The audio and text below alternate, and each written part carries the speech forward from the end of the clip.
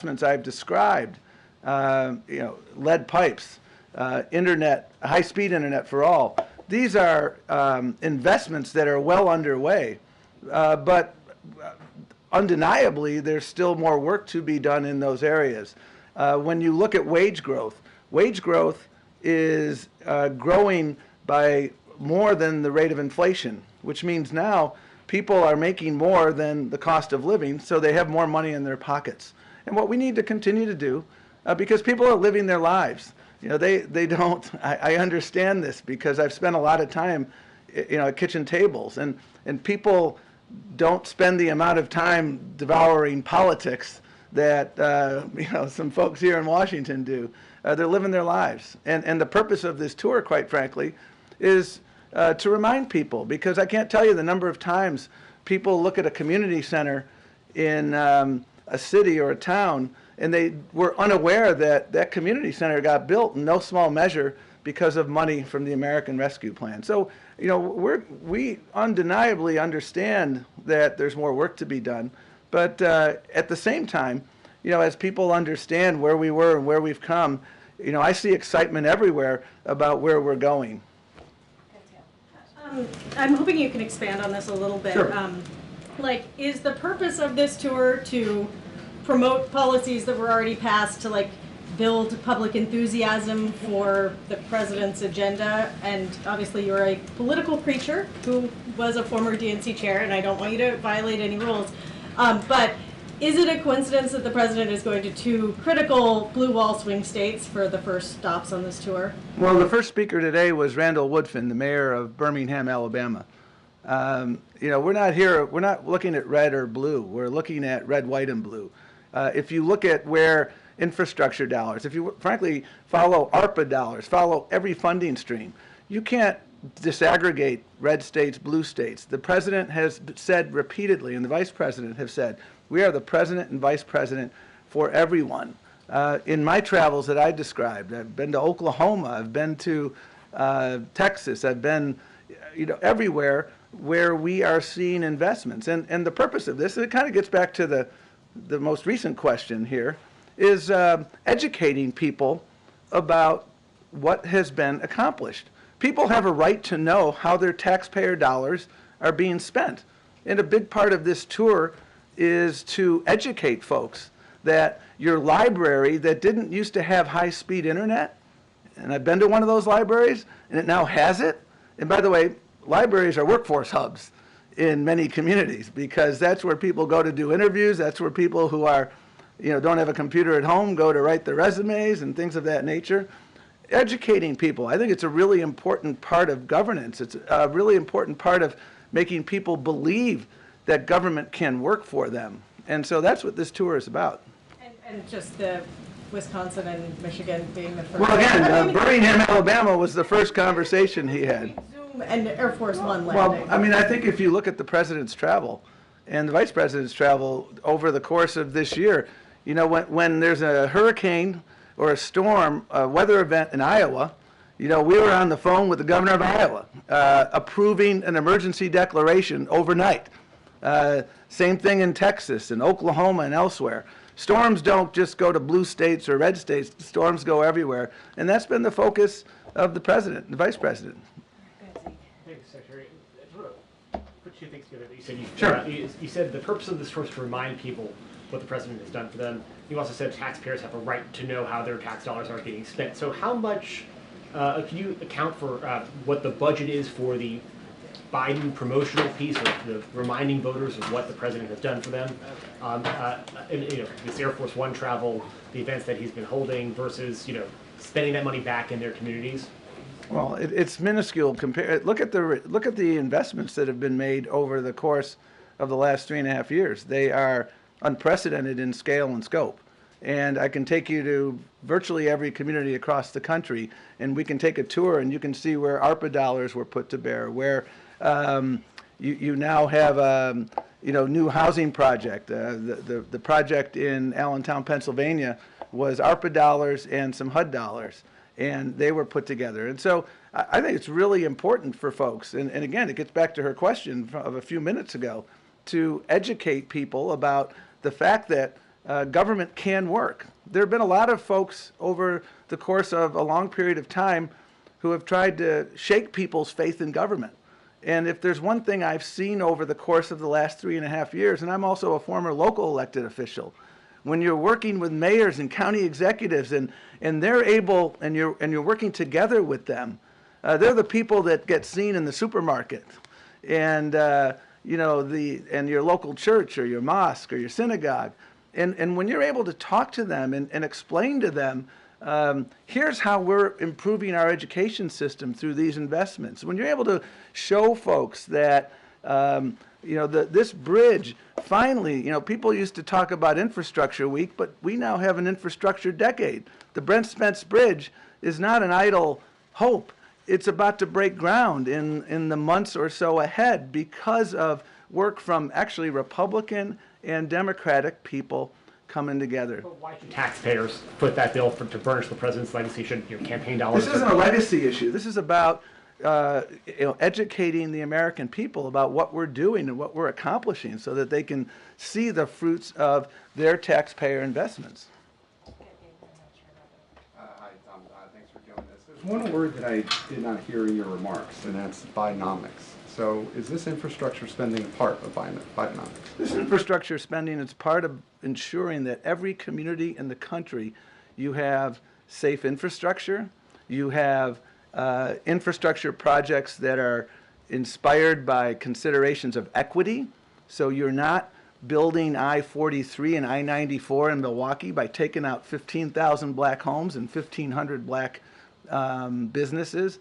And people can understand that it's a project that's going to work for everyone. That's everything that the president has done, whether it's the CHIPS and Science Act, whether it's the infrastructure bill, whether it's the American Rescue Plan, whether it's the Butch-Lewis Act, which helped literally millions of retirees retain their pension, their hard-earned pension. These are all about opportunity and making sure that people get a fair shake and making sure we're addressing our climate imperatives and making sure we're building an economy that works for everyone. But it's not using the word Bidenomics and acknowledgement that that messaging didn't work. It's you know, it's about results. And that's what this tour is about, showing results from our investments. It was a yes or no question. Phil, go ahead, Phil. Hey, Phil. A moment ago about high-speed internet, and I wanted to ask you, Brendan Carr, one of the commissioners on the FCC, has expressed frustration that despite the $42 billion that was included in the president's infrastructure bill in 2021 through a program called the Broadband Equity Access and Development Program, that not a single project is underway and not a single home has been connected to broadband as a result. Is that accurate? Can you tell us? I'll have to talk to the families who've been connected as a result of middle mile programs. I was up in New Hampshire 7 months through ago. this program specifically? Well, I don't know. I did not get the precise funding stream through which the homes of people I met in New Hampshire are now connected, or the library in Wisconsin is now connected. But what I can tell you is because of leadership at both a federal and a state and a local level, these communities and federal dollars, these communities now have you know, affordable high-speed internet. The one thing I will say about you know the FCC is we work very closely with them to make sure that people who couldn't afford internet could get a subsidy. The American Connectivity Program was something the president and the vice president very strongly supported. It expired in May, I believe, of this year, and we spent a lot of time. We sent over a supplemental budget request, and by the way, almost 50% of people eligible for that subsidy are military families. And that's unfortunate that the Republicans in Congress chose not to extend that, because more people participated in that program than were participating in food stamps. So this is not a small program, $42 billion. I mean, that's a big deal. Does the White House have an estimate of how many homes have been connected to broadband? I don't have that at hand, but I can certainly work with you to answer that question. For you, for Sure. All right, thank you, Tom. Thanks a lot. Appreciate it, thank you. Take care. All right, first time at the podium. Thank you, Mr. Secretary. Okay, Zeke, I don't have anything else at the top, so go for it. Thanks, Greg. What did the president mean when he said Israeli Prime Minister Benjamin Netanyahu wasn't doing enough to reach a hostage and ceasefire deal? So here's what I'll say.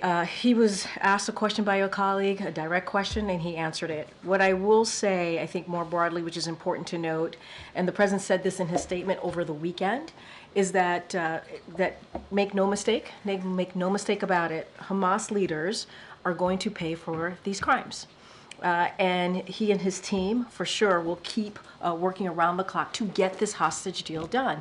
And this is a president that has been pretty clear about that. He's spoken about making sure that we get this hostage deal done. He's met with the hostage families, all of them.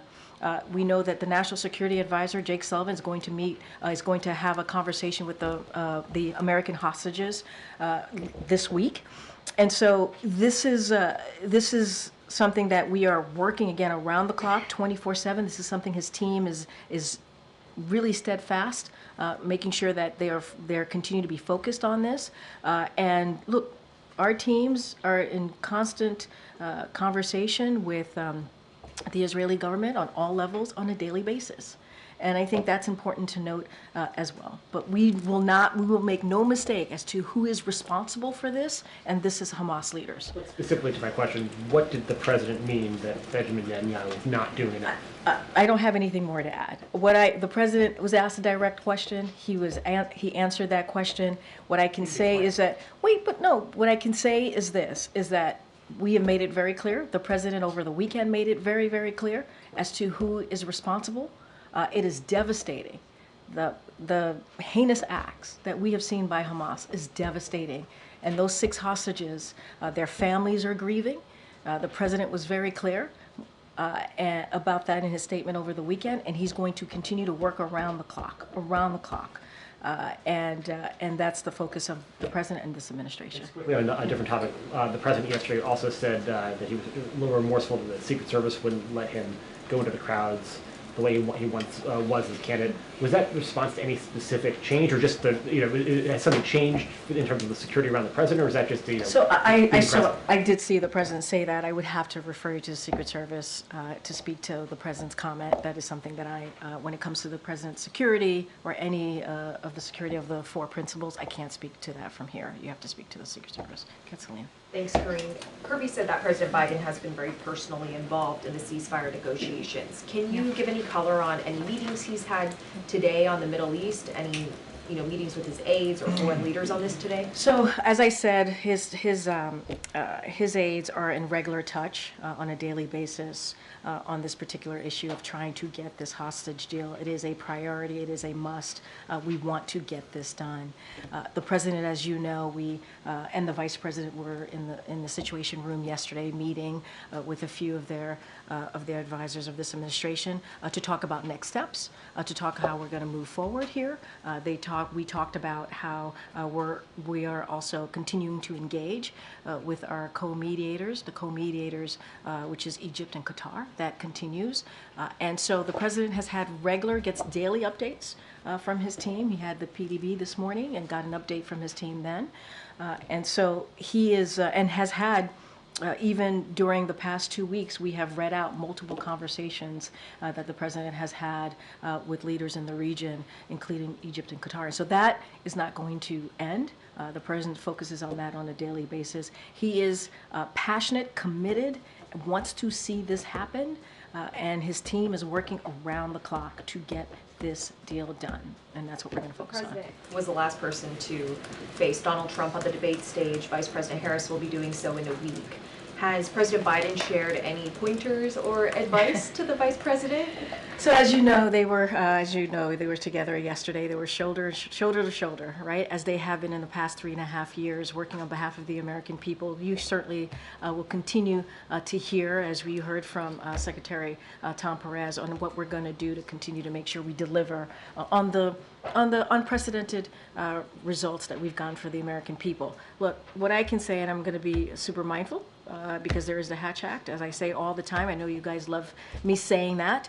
The best choice, this is the president that said this, the best choice that he's ever made is to pick the vice president as his running mate. And so he is certainly very proud of the vice president and has been has seen her as a critical partner over the last 3.5 years. They talk regularly. They talk very much regularly. You saw them yesterday, and they certainly stay in touch. I just don't have anything beyond that to share. Okay, go ahead, Trevor. What more could Prime Minister Netanyahu be doing to get a deal done in the president's view? So look, I don't have anything to add or any color or anything more specific to add to what the president said yesterday. Again, he was asked a direct question. He answered it. Don't have anything else to add. What we're going to continue to do is continue to have conversations on next steps with our co-mediators, as I mentioned moments ago, Qatar and Egypt, to figure out how to move forward. We are committed, this president is committed to making sure that we get a ceasefire deal. We got to remember what this means. This means that it ends the war. The president wants to see this war ended. The president wants to see the Palestinian people continue to get relief. We want to up the assistance into Gaza to the Palestinian people, and we want to get hostages home. We want to get hostages home to their family. And what we, the story that came out over the weekend of these 6 hostages, obviously one of them being an American citizen, is devastating. It's devastating. It was it was a devastating news and heinous act that we saw by Hamas. Does the president regard any of the Israeli demands that have been put on the table during these negotiations as unreasonable? I'm not going to negotiate from here. As my colleague from NSC, Admiral Kirby, said as well, we just are not going to negotiate from here. We're not going to go point by point here. We are looking at all options, as we have said before, and we're going to continue to have those consultations with co-mediators, Qatar and Egypt. I just don't want to get ahead of that from here. Does the president see Prime Minister Netanyahu as a good faith actor in these negotiations? Look, the president sees the prime minister as someone he has known for some time now, for decades. They tend to have honest conversations, direct conversations. I'm going to not get into a yes or no here. I'm going to get into what I know their relationship to be. And I think that's what's important. The president wants to get this done. And I'm just going to leave it there. Okay, and when is the president going to speak to the prime minister next? I don't have anything to read out. As you know, over the past several months, almost a year now, the president has talked to the prime minister several times, and we have read out those conversations. I just don't have anything else beyond that. And I also added a couple times moments ago that our team here talks regularly to the Israeli government on all levels on a daily basis, because we want to get this done. We want to get this done. Okay. Thanks, Corinne. You referenced the president's statement over the weekend saying that Hamas leaders will pay for their crimes. Are you making a specific reference to actions the U.S. is planning to take to ensure that that will happen? So I'm not going to get into, as you know, we just don't telegraph those types of things. We wanted to send a clear message, and we did. The latest events were heinous. There were heinous murders, and Hamas has even more American blood on its hands, and that's what we want to make sure. And as you stated to me, Hamas leaders will pay for this crime.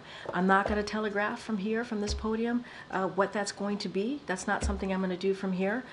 But we wanted to make it very clear about who's responsible and how, and where the United States is on this. You are saying that you are referring to that outcome coming from the U.S.'s actions. Can you just clarify whether you're talking just generally about eventually Hamas will pay for what they have done, or are you talking about the administration ensuring that something will happen, action will be taken to make sure that Hamas leaders will pay for I'm their not going to crime? go beyond the statement. As I said, Hamas leaders will pay for this crime. What we saw over the weekend was the latest heinous murder, and that's what it was. And so we are going to be very clear on calling that out. If anything, Hamas has even more American blood on their hands, even more. And so we're going to continue to be really clear. I'm just not going to go beyond that statement, beyond what I'm saying here. I'm not going to telegraph anything from here. And we wanted to make the president in his statement, I think, was pretty clear. But we do not telegraph on what that could look like. And just following the death of another American hostage, can you talk to us about where the administration is now on the idea of some kind of deal, some kind of attempt to rescue just the American hostages, not as part of a broader package? No, I understand the question. I know that's come to us a couple of times. I'm not going to get ahead of what we're trying to do right now, which is get a ceasefire deal. I don't want to get into hypotheticals at this time. I'm just going to be super, super mindful. We are going to focus, continuing to have our conversations, consultations with Qatar and Egypt on the next steps on how to get this done. It is a priority for us, and so not going to get beyond the hostage deal that we're trying to get at this time. Is the president concerned that there could be another moment, another day when he learns that an additional American hostage has been killed as he's working on this deal? I mean, he's the president of the United States, and he cares about American citizens. He cares about innocent people. And this is why he's been working around the clock with his team. His team has been leading this effort and working around the clock in getting this deal done, of course. And we can't predict what's going to happen next. We can't. And so, these are dynamic situations. And so we have to continue to work around the clock to get this done, and that is the president's commitment. I don't think I've seen you in the briefing room before. It's nice to be here. Yeah. What's your name? Thank you. It's Scott McFarland. Hi. Oh, that's right. Hi. Good to see you. Let's talk about this some more. Yeah. This is lovely. Sure. Let's go have some back and forth. Hey, Scott. Last month, the president in an interview said he's not confident at all about a peaceful post-election in America. What's the White House's concern about unrest, baseless challenges to election certification, and is the administration doing anything to prevent or protect against danger? So I'm going to be really also very thoughtful here, not get ahead of what's going to happen in the upcoming months. I think, and going back to the answer that the president gave, if you saw what happened on January 6th in 2021, I think any president who cares about our democracy, who cares about our freedom, who cares about free and fair elections, who truly cares about that, would be concerned. You can't be blinded by what happened under the last president. You can't be blinded or forget what happened on that day when 2,000 mobsters, or not mobsters, but a mob of 2,000 people attacked the Capitol. They did. They attacked the Capitol. And they were told to go after the former vice president. And they were told that the elections that had just occurred, that dozens of Republican judges said it was free and fair, and the results were the results. They didn't believe in that. And so that is a scary thought. That is a scary thought. The president obviously is going to do everything that he can to protect our democracy, to protect our freedoms, to protect the free and fair elections. And, and that's what he was talking about. All you got to do is go back 3 years and see what happened and see what the former president did and what he led, But obviously, I'm not going to dive into the specifics of that. There's an investigation, but we heard from the former president what he said directly, and so I'm going to be super mindful. But the president said it himself. He has concerns. So there's a lot at stake here, something that I've said before. And we know that the American people, we saw this in 2022, they care about our democracy. They care about freedoms. This is something that they truly want to see protected, and that's something that the Biden-Harris administration is going to continue to work on to protect that democracy and freedom. Okay, Gabe. Thanks, Corinne. Does the president support the 10,000 hotel workers that went on strike? So we have seen the reporting of what's currently happening with Unite Here. The president was out and about yesterday with the vice president in Pittsburgh on Labor Day, which is something that Obviously, the president, when it comes to labor, when it comes to being the most pro-union president, he is very proud to have that title. Look, so what I can say as far as Unite Here and the 10,000 workers, I believe in 24 or 25 hotels that we're talking about now. We support collective bargaining. That's something that the president has said throughout his career and believe it's the best way for Americans, American workers and employers to come to agreement that works for all parties. All workers, including hospitality workers, should have good jobs with fair pay and benefits that give them the opportunity to provide not just for themselves but also for their families. And that's what the president wants to see. So what we will encourage, this is what we've done before when we've seen these types of strikes, is we encourage for folks to come to the table, negotiate in good faith towards reaching a strong contract. And that's what the president believes, and that's what the president wants to see. And also, has the White House been in touch with Turkish authorities over the attack on the 2 Marines in Turkey? So obviously we're troubled by the assault that we have seen, that you all have been covering on the U.S. service members, and are happy to hear that they are safe now and have returned to the USS WASP. I believe the National Security Advisor was going to put out a statement, Jake Sullivan, on this. If he hasn't, I'm sure it's coming shortly. We appreciate the Turkish police, the actions that they have taken. This is a serious matter, and we are holding those responsible accountable, and they are holding, to be more clear, those accountable responsible. And so for anything more on details or specifics on what happened, what's happening, what the Turkish government is doing, or Turkish police is doing, I would refer you to the Department of Defense, who also put out a statement on this as well. Okay, Peter. Thank you, Corinne. In the president's public comments, why is he harder on Benjamin Netanyahu than he is on the terrorist leader of Hamas? The president has been very, very clear about Hamas leaders and what they have done. He was very clear on October 7th. He has been very clear multiple times thereafter on what Hamas has done. And they have, I mean, they are, it is a heinous murder of what they did recently. And what they did on October 7th, and what they, more than 1,200 souls were taken, and then hostages were taken. That's why we're trying to get this deal done, to get people home to their families, including American hostages. And we'll continue to be very, very clear about that. He was asked a question, he answered it directly, but Hamas is responsible. They have more American blood on their hands. The president was clear about that in his statement, and he has been over almost a year now, has been very clear about that, and will continue to be so. A different topic. Since when does the vice president have what sounds like a southern accent? I have no idea what you're talking about. Well, I mean, this is... she was talking about unions in Detroit using one tone of voice. Is this something that you think... Same line... Okay, Peter. That she used the same line in Pittsburgh, and it sounded like she at least had some kind of a southern drawl. I mean, do you hear the question that you're... I mean, do you think Americans seriously think that this is an important question? They care... You know what they care about? They care about the economy. They care about lowering costs. They care about health care.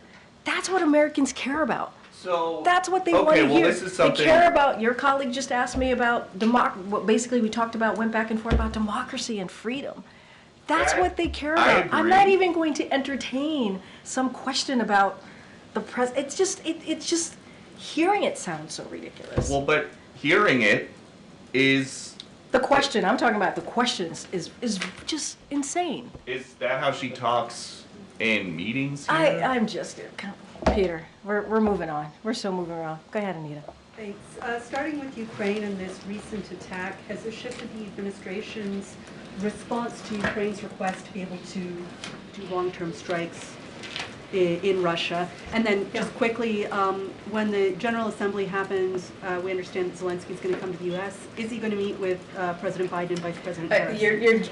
Your last question, you're jumping way ahead of me. I don't have anything for you as far as President Zelensky specifically attending, not attending. I mean, that's something that you would have to talk to the Ukrainian government. What I will say is the latest strike is obviously it's horrific. It's a reminder of Russia's brutality. It's something that we cannot forget. It is also critical that the world continues to stand with Ukraine as they are fighting for their sovereignty, as they're fighting for their freedom. And so what we can say from here is that President Biden's has been very clear for his support for the Ukrainian people, and that continues to be unshakable. And that's what I can say. As far as our policy, to your first part of the question, nothing has changed. I don't have a change of policy to speak to. The moon. Shooting for the moon. The president of China is coming to the APEC meeting in Peru. President Biden is expected to attend. Are they going to meet? I know National Security Advisor Jake Sullivan spoke to this when he was doing his press conference and when he was in Beijing, I believe last week. I lose track of days and times sometimes. And so I don't have anything to share beyond on what the National Security Advisor shared during his press conference. So I'll leave it there. The president returned from Pennsylvania yesterday. He made a statement to the pool about not getting back out into the large crowds, that the Secret Service saying essentially that it was too dangerous. Can you clarify? Yeah, I was just asked this question, I believe, by Zeke, your colleague, moments ago. I don't have anything else to share beyond what I just shared with Zeke. I believe you asked me these questions. Okay, good. But I just don't have anything to share. No, you have to, this is, when it comes to the president's security or any of the principals, Secret Service, you have to talk to Secret Service about that. They can share more if they choose. And he is going back on the campaign trail this week, so nothing has changed. Nothing has changed as far as his travel. We are going to be out there. As you just heard me speak to him going to Wisconsin on Thursday. He's going to be in Michigan on Friday. We just got back to your point in your question when he was answering answering question or making a statement yesterday. He was in Pennsylvania. He's looking forward to it. He's looking forward to being out there, speaking directly to the American people, talking about what we've done this last 3.5 years. And so he's excited about that and wants to continue that. Okay. Thank you. The Vice President released a political ad this morning where she mentioned that price gouging is a problem in the United States when it comes to grocery prices. And I wanted to see if there's anything that the Biden-Harris administration is doing to address price gouging, if there are targets in mind, and sort of the activity that the administration has around this issue. So look, obviously, we have been very much, an administration has focused on lowering cost. That is something that we continue to do, as one of the most recent events that the president and the vice president had was indeed talking about how to lower prescription drugs. And so that is something that you know that we've done and over the past couple of years. As it relates to the campaign, as it relates to the ad, I got to be mindful. Just I have to say this at the top. Harris campaign can speak to specifically to the ad, but we have made some progress in lowering prices, as I just mentioned about the Medicare. What we've been able to do with beating back pharma and lowering some prices there when it comes to health care. And they have taken on price gouging. This is something that we have done here in this administration, including partnering with state attorneys generals to crack down on anti-competitive behavior in grocery and agriculture markets. That is something that we have done in the past 3.5 years in this administration. And so obviously, it's something that we have focused on. What we want to do, and this is an issue that Americans care about, the economy. We want to continue to lower costs for Americans. We want to make sure that big corporations and billionaires pay their fair share. And we want to make sure that we build an economy that works for all, from the bottom up, middle out. This is all connected. In what the president and this vice president has tried to do over the 3.5 years. Does the White House believe that price gouging is, despite the efforts that you described, that price gouging continues with grocery prices? Yes, we've talked about this. We have seen, now to be clear, we have seen grocery prices come down over the past year or more, and so that is important. And a lot of that is the work that's been done from this administration. The president has called out companies, right, who we know were doing just that, raising the cost. But what we believe is that we want to make sure that Americans are not played for suckers. You've heard the president say this. They are not played for suckers, and that we're going to continue to do everything that we can to protect them. And so, again, we've done work on dealing with price gouging, working directly with state attorney generals to crack down on certain actions that we have seen, and we'll continue to do that. then just one other topic. It was striking, at least to me, to see the White House tweet out a photograph of the president yesterday meeting with his hostage team in the Situation Room. Is there a military option that's being considered to help release the U.S. citizens that are being held against their will? Yeah, it's a very similar question that I just got from your colleague. I appreciate the question. I'm not going to get into any plans or policies from here. That is not something that I'm going to do. What I can say, and this is something that we have talked about, something that you've heard from this administration, is we are going to continue to get that ceasefire deal. We believe it is critical. We believe it's important to get that done. We want to see this war end. We want to see hostages come home, including American hostages, come home to their families. I just don't have anything beyond or outside of working around the clock to get the ceasefire deal. You're not rolling out the idea. I'm not. I just cannot get into that from here. What I can speak to is the ceasefire deal that we've been working on to get. We believe we're closer and closer, and that is our focus. That is the president's focus. I'm not going to speak to military operations. I'm not going to do that. That's not something that I could do from here. I would never do that. Never telegraph anything like that from here, and not from this podium. And so that's what I can say. Our focus, ceasefire deal, working continuously with our co-mediators, Qatar and Egypt, on next steps on getting to that hostage deal. That's our focus. Okay. What's the White House reaction to the UK's decision to withhold some arms from Israel over those concerns about that they would be used essentially to violate international law? So I know that they've spoken to this, the UK government, so certainly I would refer you to the UK on their own determination and what that actually means, what standards under the UK law specifically, and how it's been applied here. So that is something that they have to speak to. I just don't have anything beyond that. On the White House side, has there been any conversations with the UK about what that means? And does that have any impact? Does this kind of decision have any impact on the goal of getting a ceasefire deal? So look, what I can say is we're going to continue to try and work and get on a ceasefire deal. That's our focus. That's what we're going to continue to do. If you're asking me if we were giving a heads up by the UK government, we were given a heads up by the UK government. But this is something that, this is their determination. This is something that they have to speak to and how they get to that decision. We are determined to get and committed to get the ceasefire deal. Our commitment to Israel's security remains ironclad. That is something that we're committed to, and we've said this from this podium many times. Israel faces a number of threats from throughout the region, and so that is ironclad. That has not changed, but we are trying to get that ceasefire deal working around the clock. That's what we want to see. That's our focus. Okay. How concerned is the White House about Vladimir Putin getting a red carpet welcome in Mongolia despite an arrest warrant of the ICC? So look, so obviously we're aware of the visit, of Putin's visit to Mongolia, and we have said this before, and I'll say it here. We don't believe any country should give Putin a platform to promote his war of aggression against Ukraine. There is no doubt that members of Russia's forces and other Russian officials are committing war crimes or other violations of international law in Ukraine, and we have been clear that those responsible must be held to account. We expect that Mongolia will adhere to its commitment to and support for the principles of the UN Charter, including sovereignty and territorial integrity, and convey that these principles must be upheld across the world, in Europe as it is in Asia. So that's what we want to see. Gotcha.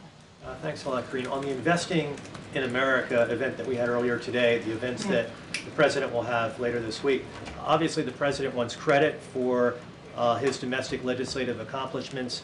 Has the administration just simply considered putting a sign on an infrastructure project saying this infrastructure project brought to you by the Biden administration? So I believe when we've traveled, I've seen some of those signs, and so that's not uncommon, right? To see signs when a big project or a big legislation is passed into law, and there's federal funding to see signs like that. I think I've seen it across the country when we've traveled. But look, this is about, and this is very much what the Secretary was saying is that making sure Americans know what this administration has done, making sure they know what's available to them, making sure that there are opportunities, whether it's the economy and lowering costs, whether it's making sure that you can buy a home, an affordable home, medication that you might need, because because you're paying too much, and because Big Pharma was certainly gouging you, and so the president has been able to beat Big Pharma. Those are things that the American people need to know. They need to know what this administration has done, and this is what we've been doing the 3.5 years. Yes, we're talking about Wisconsin, we're talking about Michigan, and obviously the president was in Pennsylvania yesterday, but this is one of the things that the president enjoys doing, being out there talking directly to the American people, and also making sure that news gets there, right? That gets there about what this administration has done, and what we will continue to do in the final 4 months of his term. And the president was out with the vice president yesterday in Pittsburgh, Pennsylvania. What do you think he brings to the table when he is right there beside the vice president as she is campaigning for president? You just talked about investing for America. You just asked me, you just heard from the secretary about his own experiences. He gave anecdotal stories about what he has seen across the country with what the president's Investing in America agenda has done to change their lives. That could not have been done without the president's leadership. It couldn't have. And I think the American people understand that. They understand that leadership matters. They understand that this was a partnership that was done between the president and the vice president. And they understand that the president has been, if you think about senator for 36 years, vice president for 8 years, and now president, he brought leadership and experience and was able to reach across the aisle to get historic legislation passed. The secretary talked about Infrastructure Week. In the last administration, that was a joke. It was. We would all joke about how, to this week again is Infrastructure Week. And now because we're able to pass a bipartisan legislation in this political environment, now we have infrastructure decade, and that matters. And that was done because this president had the leadership, had the experience, has the foresight to understand what the American people need and what is discussed around the kitchen table. And so that's what he brings. He brings experience and understanding, and he can speak to the partnership that he's had with the vice president for 3.5 years. I think that's important. Get Karen. Thanks, Morgan. Congress is set to come back to Washington soon, and government funding will be a big priority for them. So here we are again at this time of year. House Republicans seem to be floating a timeline that would push the deadline, like fund the government through next year, or like into 2025, but attach the SAVE Act to this funding bill. What is the White House position on the timeline of that and including that at this point? So, look, and you're right, here we are again, another time period during this year, this time of year, I should say. Look, House Republicans need to stop wasting time on extreme policies and do their job and keep the government open, and they could do that by passing a clean CR. A clean CR. This is something that they can do. And so, look, we said it in a statement of an administrative policy. We said this in July. We strongly oppose this Republican stunt. And as fact checkers across the board have made clear, it is already illegal for non-citizens to vote in federal elections. It's already illegal. If congressional Republicans truly cared, if they really cared about fixing the broken immigration system and securing our border, they would actually pass this bipartisan proposal that came out of the Senate. Instead, they got out of the way because of what the former president said to them. Donald Trump said, do not pass it. Do not move forward with this proposal. So we want to see a clean CR. That's what we want to see. And what kind of outreach is the White House doing with the Hill at this point? And does the president have any plans to engage with congressional leaders? Look, I don't have anything to speak to as it relates. We don't have anything to speak to as it relates to the president's engagement specifically on this issue. As you know, we have an Office of Leg Affairs. That Office of Leg Affairs is in constant contact with members in Congress about an array of issues, important matters that the American people care about, and so we're continuing to do that. All right, everybody. Thanks. See you tomorrow.